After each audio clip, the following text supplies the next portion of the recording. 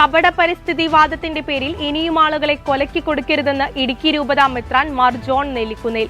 മൂന്നാറിൽ കാട്ടാനയാക്രമണത്തിൽ കൊല്ലപ്പെട്ട സുരേഷ് കുമാറിന്റെ വീട് സന്ദർശിച്ചതിനു ശേഷം സംസാരിക്കുകയായിരുന്നു അദ്ദേഹം. സുരേഷിന്റെ വീട് ഉൾക്കൊള്ളുന്ന പ്രദേശം പതിറ്റാണ്ടുകളായി ജനവാസ മേഖലയാണെന്ന് സർക്കാർ ഓർക്കണമെന്നും അദ്ദേഹം പറഞ്ഞു. പരിഷ്കൃത രാജ്യങ്ങളിൽ ചെയ്യുന്നത് പോലെ ആളുകൾക്ക് സ്വൈര്യമായി ജീവിക്കാനുള്ള സാഹചര്യമുണ്ടാക്കാൻ വന്യമൃഗങ്ങളുടെ എണ്ണം നിയന്ത്രിക്കുകയും നിയന്ത്രണത്തിനുള്ള പ്രായോഗിക മാർഗങ്ങൾ ആവിഷ്കരിക്കുകയും ചെയ്യണമെന്ന് ബിഷപ്പ് ആവശ്യപ്പെട്ടു. മൂന്നാറിൽ കാട്ടാനാക്രമണത്തിൽ സാധാരണക്കാരായ ആളുകളുടെ ജീവൻ നഷ്ടപ്പെടുന്ന സാഹചര്യം അത്യന്തം ദുഃഖകരമാണ്. ഈ വിഷയത്തിൽ അധികാരികൾ കാണിക്കുന്ന നിസ്സംഗത മലയോര ജനതയെ കൂടുതൽ ഭയപ്പെടുത്തുന്നു. മനുഷ്യനേക്കാൾ മൃഗങ്ങൾക്ക് വില കൽപ്പിക്കുന്ന കപട പരിസ്ഥിതിവാദികൾക്ക് വിധേയപ്പെട്ട് സ്വാർത്ഥ ലാഭത്തിനു വേണ്ടി മൗനം അവലംബിക്കുന്ന രാഷ്ട്രീയ നേതാക്കൾ പൊതുസമൂഹത്തിന് അപമാനകരമാണെന്ന് ബിഷപ്പ് വ്യക്തമാക്കി. ഈ സാഹചര്യത്തിൽ വന്യമൃഗങ്ങളിൽ നിന്നും മലയോര ജനതയെ രക്ഷിക്കുവാൻ വാഗ്ദാനങ്ങൾക്ക് അപ്പുറം നിയമഭേദഗതി ഉണ്ടാക്കാൻ സത്വര നടപടികൾ സർക്കാരുകൾ എടുക്കണമെന്നും ഇനിയും ഒരാളുടെ പോലും ജീവൻ നഷ്ടപ്പെടുന്ന സാഹചര്യം മലയോര പ്രദേശത്ത് ഉണ്ടാകരുതെന്നും അദ്ദേഹം കൂട്ടിച്ചേർത്തു. കൊല്ലപ്പെട്ട ആളുകളുടെ കുടുംബത്തിനും പരിക്കുപറ്റിയവർക്കുമുള്ള ധനസഹായത്തിൽ വീഴ്ച വരുത്താൻ പാടില്ല. ധനസഹായം പ്രഖ്യാപിച്ചാൽ എല്ലാമായി എന്ന ചിന്തയും നല്ലതല്ല.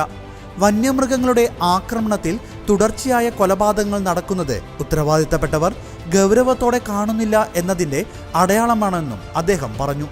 അതേസമയം പരിക്കുപറ്റി ആശുപത്രിയിൽ കഴിയുന്നവരെയും ബിഷപ്പ് സന്ദർശിച്ചു.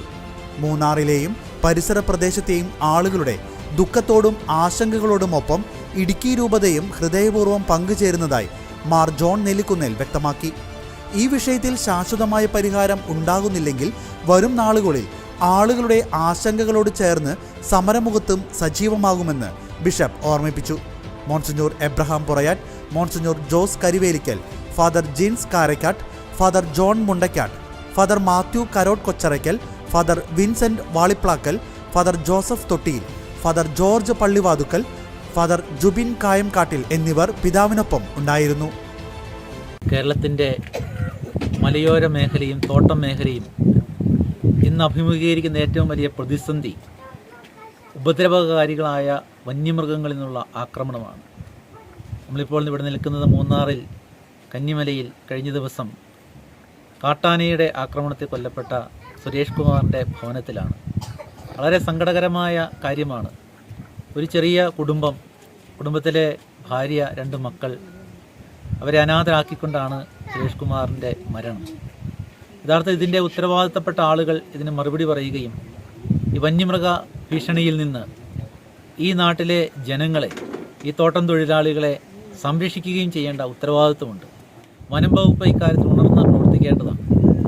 ഇടുക്കി രൂപതയിലെ വൈദികരുടെയും വിശ്വാസികളുടെയും പേരിൽ ഈ കുടുംബത്തോട് ഞങ്ങൾ അനുശോചനം അറിയിക്കുന്നു.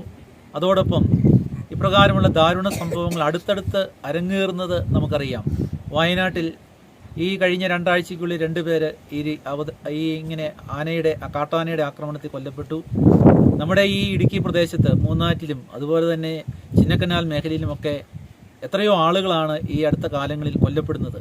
പലപ്പോഴും ഇതിനെതിരെ കാര്യമായ രീതിയിലുള്ള ഒരു പ്രതികരണം ബന്ധപ്പെട്ടവരുടെ ഭാഗത്തുനിന്ന് ഉണ്ടാകുന്നില്ല എന്നുള്ളത് വേദനാജനകമാണ്. ഞങ്ങളുടെ പ്രതിഷേധം, ഞങ്ങൾ വനം വകുപ്പിനെ പ്രത്യേകിച്ച് അതുപോലെ തന്നെ സർക്കാരിനെ ഞങ്ങളുടെ പ്രതിഷേധം, ഞങ്ങളുടെ ദുഃഖം ഞങ്ങൾ അറിയിക്കുകയാണ്. ഈ ആളുകളുടെ ദുഃഖം ഈ കേരളത്തിലുള്ള ഈ അധിവസിക്കുന്ന എല്ലാ ആളുകളുടെയും ദുഃഖമാണ്. ഇവിടെയുള്ള ആളുകളെല്ലാം തന്നെ വലിയ വിഷമത്തിലും വലിയ ഭയത്തിലുമാണ് അവരുടെ ദിനങ്ങളെല്ലാം തള്ളി നീക്കുന്നത്. അതുകൊണ്ട് ബന്ധപ്പെട്ടവർ ഉണരണം. ഞങ്ങൾ ആവശ്യപ്പെടുന്നത് ഇപ്രകാരമുള്ള കൊലയാളി മൃഗങ്ങളെ നിലയ്ക്ക് നിർത്തുവാനുള്ള ഇച്ഛാശക്തി, അതിന് നിയമത്തിൽ ആവശ്യമായ പരിഷ്കരണങ്ങൾ വരുത്തണമെങ്കിൽ ആ പരിഷ്കരണങ്ങൾ വരുത്തണം. കപട പരിസ്ഥിതിവാദത്തിൻ്റെയൊക്കെ പേരിൽ ഈ പാവപ്പെട്ട ആളുകളുടെ ജീവനെ ഇനിയും കൊലയ്ക്ക് കൊടുക്കരുതെന്നാണ് ഞങ്ങൾ ബന്ധപ്പെട്ടവരോട് ശക്തമായിട്ട് ആവശ്യപ്പെടുന്നത്.